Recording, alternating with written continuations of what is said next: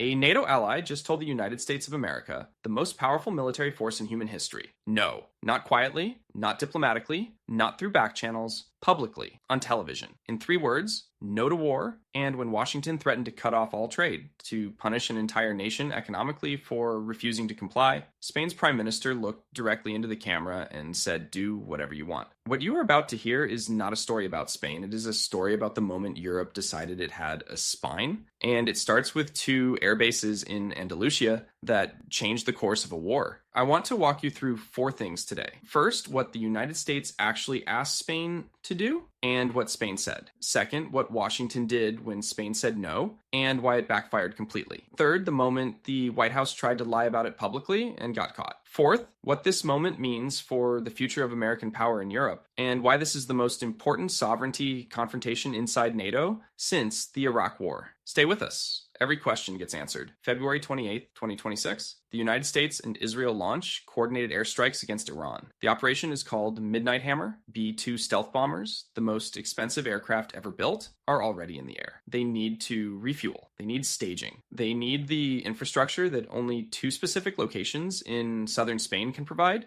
Morón Air Base, 56 kilometers southeast of Seville, a 3,600 meter runway, massive fuel infrastructure, the single most important. American staging point between the continental United States and the Middle East, Naval Station Rota, near Cadiz, direct access to the Strait of Gibraltar, home to 5 Arleigh Burke-class destroyers, and 15 KC-135 tanker aircraft, the refueling planes that extend the range of every combat aircraft in the American arsenal. Washington picks up the phone to Madrid. The answer is no. Not a soft no, not a diplomatic no, not a we need to discuss this through proper channels. Number Prime Minister Pedro Sanchez goes to the Spanish Congress and says, on the record, we have denied the United States the use of the Rota and Morón bases for this illegal war. All flight plans contemplating actions related to the operation in Iran have been rejected. All of them, including those for refueling aircraft. All of them, including refueling. Think about what that means operationally. Without those KC-135 tankers at Morón,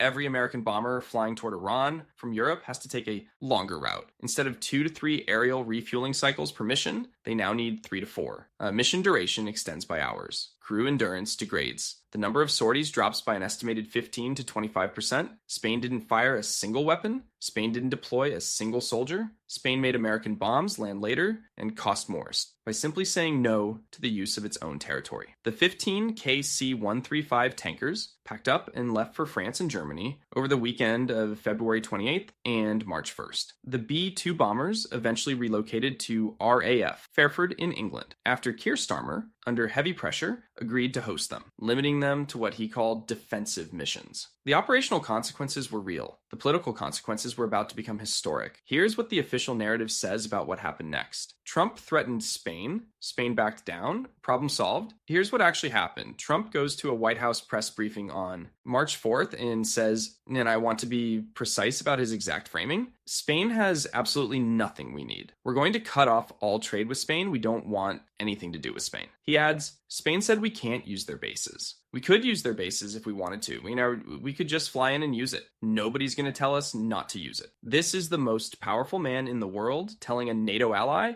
that their sovereignty is optional. Sanchez goes on national television that same morning. He does not negotiate. He does not hedge. He does not call a press consultant. He says, no to war, no to violations of international law, no to the illusion that we can solve the world's problems with bombs. He adds, we will not be complicit in something that is bad for the world simply out of fear of reprisals from someone. Spain's budget minister goes further, we will not be vassals. The EU moves immediately. European Council President Antonio Costa calls Sanchez to express, and this is the word they use, full solidarity. Brussels reminds Washington publicly that Spain does not have an autonomous trade policy. Spain's trade policy is the European Union's trade policy. Trump's trade threat evaporates before it lands. But here's the moment that defines this entire story. The day after Trump's threat, March 5th, White House Press Secretary Caroline Leavitt steps to the podium and says on the record, Spain has agreed to cooperate with the U.S. The claim is specific. She says Spain heard Trump's message loud and clear, and over the past several hours had reversed its position. Spain's Foreign Minister Jose Manuel Alvarez responds within hours. No, Spain's position has not changed. Spain has not agreed to cooperate militarily. The government's stance is unchanged. The White House tried to manufacture a capitulation that did not happen, and Spain called them a liar, publicly, by name. That is not a diplomatic incident. That is a country telling the most powerful government on earth, we see what you are doing and we are not going to pretend otherwise. Now let me be precise about the historical weight of this moment. 23 years ago, another American administration wanted to go to war in the Middle East. It told the world there were weapons of mass destruction. It told the world it would be quick. It told the world democracy would follow. Spain was there for that too. In 2003, then Prime Minister José María Aznar stood next to George W. Bush and Tony Blair and said yes to Iraq.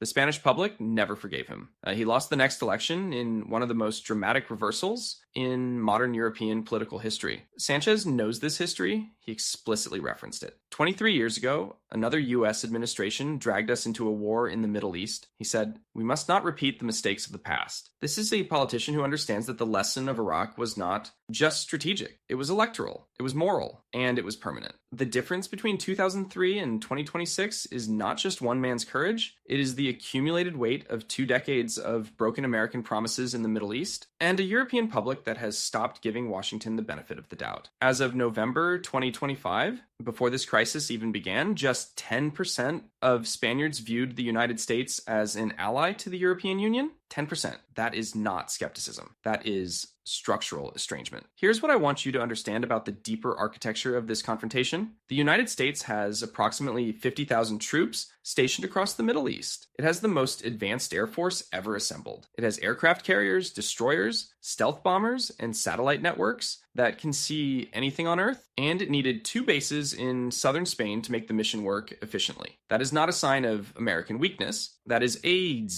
demonstration of how deeply American military power is embedded in a web of allied infrastructure. Infrastructure that those allies can withdraw at any moment. When Spain said no, it didn't stop the war. It made the war harder, more expensive, less efficient, and it made every American military planner in Europe quietly recalculate every assumption they had about what NATO allies will and will not do when Washington decides to act unilaterally. That recalculation is not a 1-week story. That recalculation will shape American strategic planning for the next decade. Here's the civilizational frame that nobody in mainstream media is applying to this story. America's power in Europe was never purely military. It was relational. It was built on a post-World War II bargain. You let us station our forces here, we guarantee your security, and we make decisions together. What happened in 2026 is that the United States tried to use the military half of that bargain, the bases, the infrastructure, the forward positioning, without honoring the relational half, without consultation,